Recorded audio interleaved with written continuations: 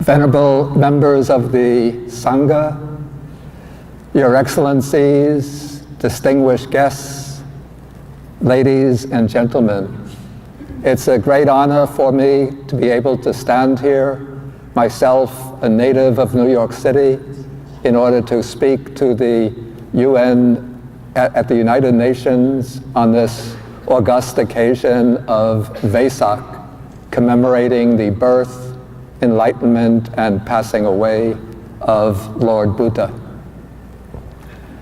In a work in Pali called the Sutta Nipata, the Buddha is extolled with the expression Mula Dasavi, which means one who sees the root. What is a root? The root is a fundamental cause, the basis for the fruits that grow out of the roots. The human aspiration is to be free from suffering and to find happiness, to be free from bondage and to find true freedom and purity of the mind, to be free from darkness and to find the light of wisdom. As the seer of the root, the Buddha has seen the fundamental underlying causes that lead to suffering and to happiness, to bondage and to liberation. And the fundamental cause that the Buddha has seen is the mind itself.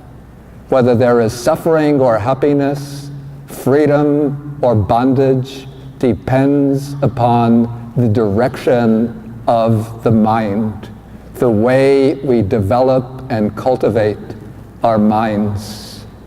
But the Buddha has seen even more deeply into those factors of the mind that are responsible both for bondage and liberation, for suffering and for happiness.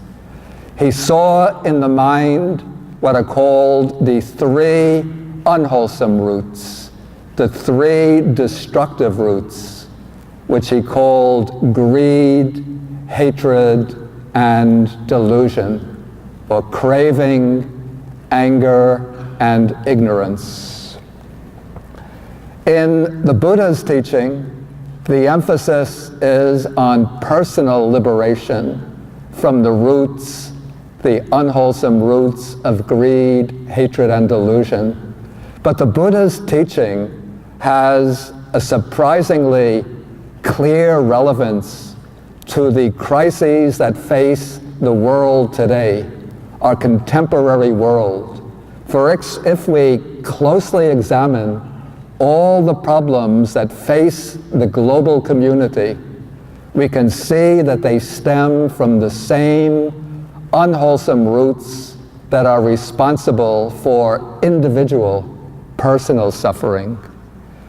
We see, for example, greed manifested in the division of the world's population into a very small, powerful, extremely wealthy elite, which has taken possession of the overwhelming amount of wealth in the world, while the great majority of the world's population are living at the edge of survival. A world where perhaps 99% of the world's wealth belongs to, spread out over 50%, where 50% of the world's wealth is possessed by 99% of the world's population, and 1% controls the other 50% of the world's wealth. We see greed also in the continued exploitation of our natural resources in order to generate energy, particularly the pursuit of new sources of fossil fuels, which are contributing to global warming and to climate change. And despite all the warnings from our scientists from our best policy analysts, the powerful fossil fuel corporations continue to seek more wealth, even putting the world's population, human civilization, in grave danger.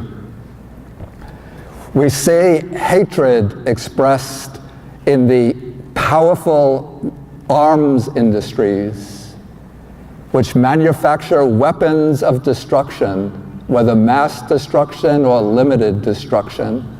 And we see hatred in continuing conflicts based on different ethnicities, different religious beliefs, different racial affiliations. We see delusion and ignorance in the denial of truth, again coming back to the climate crisis, in the repeated refusal to recognize that climate change is driven by human activity and that the consequences of continued carbon emissions will be very dangerous for the future of humanity. So the Buddha's analysis of the three unwholesome roots are applicable not only to the individual quest for enlightenment and liberation, but also for establishing a world which is free from the destructive impacts of greed, hatred, and delusion. As a seer of the root, the Buddha also saw into the beautiful or wholesome capacities of the human mind. And he saw the underlying roots of those beautiful capacities in the three wholesome roots of non-greed or generosity, non-hatred or loving kindness, and non-delusion or wisdom.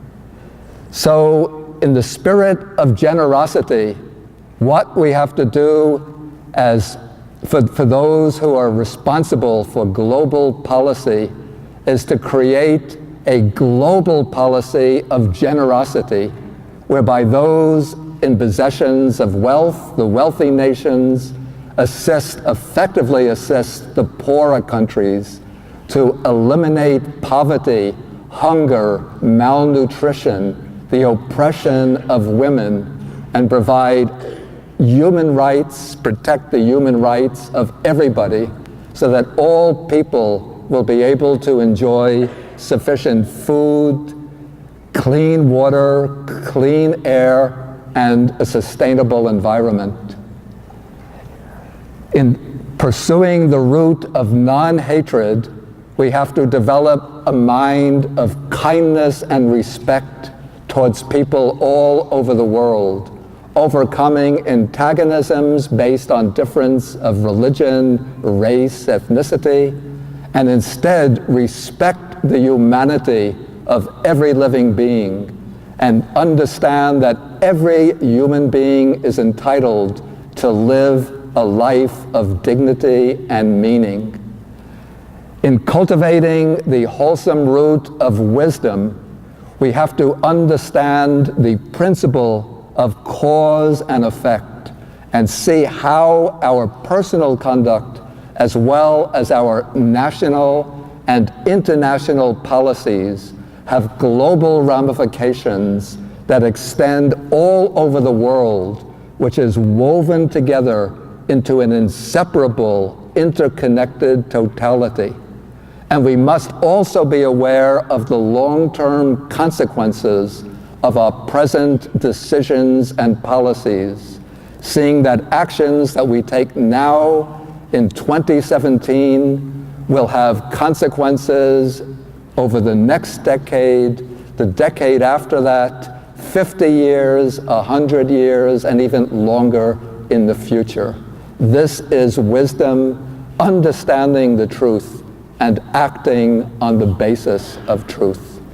So we can see that even though the Buddha taught 2,600 years ago, his teachings are so relevant to us in this present time as we struggle to create a world in which all people can live together peacefully in a sustainable environment, in societies which look after the needs of everyone, including the least and most and poorest amongst us. Thank you for your attention, and may all the blessings of Vesak be with you.